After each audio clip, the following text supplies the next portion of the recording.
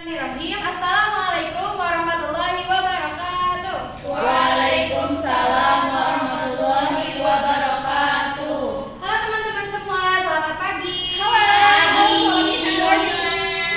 Perkenalkan, nama saya Sabila Huzaimah Azhara. Saya dari kelas D Humas. Saya di sini akan mempresentasikan apa itu public speaking ilmu aplikatif. Saya mengutip dari buku Formula Komunikasi milik Ibu Diah Rahmi Astuti, SSMSI CPR.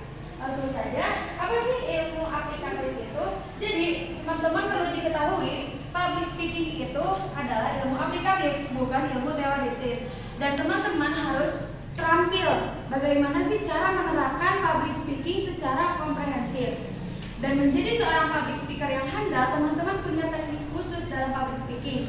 Dan di sini saya akan membahas teknik-teknik tersebut dan juga ada materi-materi seperti menuju sukses dengan public speaking.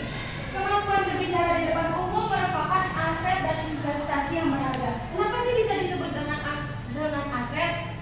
Kalian teman-teman tahu nggak tokoh public speaker seperti Najwa Shihab? Tahu. Kalian tahu Ernest Prakasa? Tahu. Itu kan Pak tokoh public speaker Indonesia yang udah sangat terkenal lah ya di Indonesia ini.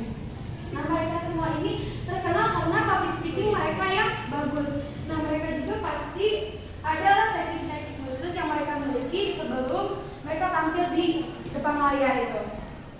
Dan seseorang yang mampu bicara dengan baik di depan publik dapat menyampaikan pesannya kepada pendengar dengan baik pula. Seperti kalian pasti tahu lah pendakwah Ustazah Okky Setiana Dewi. Beliau kan memang pendakwah ya. Dan kalau misalkan kita dengerin setiap ceramahnya dia, kita pasti bakalan langsung ngerti gitu, paham apa yang sedang dibahas oleh ustazah tersebut. Nah, lanjut. Kunci sukses bicara di depan publik. Nah, banyak orang-orang yang kenapa sih gak mau bicara di depan umum? Apa sih faktor utamanya? Nggak pede. Takut. Nah, gak pede, takut karena ya gitulah, karena gak pede dan disebabkan apa sih gak pedenya itu? Lebih lagi ketidakpercayaan diri untuk berbicara di depan umum biasanya disebabkan oleh faktor pengalaman yang minim, gak pernah sama sekali atau baru sekali dua kali, dan itu pun kayak aduh takut gagal lagi nih kayak sebelumnya. Dan karena apa? Karena kurangnya wawasan yang kita miliki yang topik yang sedang dibahas ini. Jadi sangat penting untuk teman-teman semua mengetahui cara berbicara di depan publik dengan baik. Yang pertama itu memperhatikan kondisi umum. Seperti kalau misalkan kita tampil di depan panggung nih, kita harus ada diusahakan harus ada di tengah-tengah panggung. Biar apa? Biar audiens yang melihat dari sebelah kanan, kiri, di tengah ataupun di atas dimanapun sekalipun itu bisa melihat kita yang ada di tengah itu. Kalau misalkan di pinggir kita ini ada tanaman atau ada gitu, nah kalian jangan di pinggirnya itu, jadi kan yang sebelah sini nggak kelihatan tuh kitanya. Terus berbicara efektif dan menarik. Lalu ada gerakan tubuh. Nah, gerakan tubuh ini seperti yang saya lakukan dari awal tadi presentasi, yang kayak gini lah, gerakan tangan, saya jalan ke sini, saya jalan ke sana, itu termasuk gerakan tubuh. Lalu ada menarik perhatian dan minat audiens, menyampaikan gagasan dan mendayagunakan suara. Oke, lanjut. Public speaking dan peluang bisnis modal mulut. Teman-teman percaya gak sih dengan modal mulut aja kita bisa menciptakan sebuah bisnis?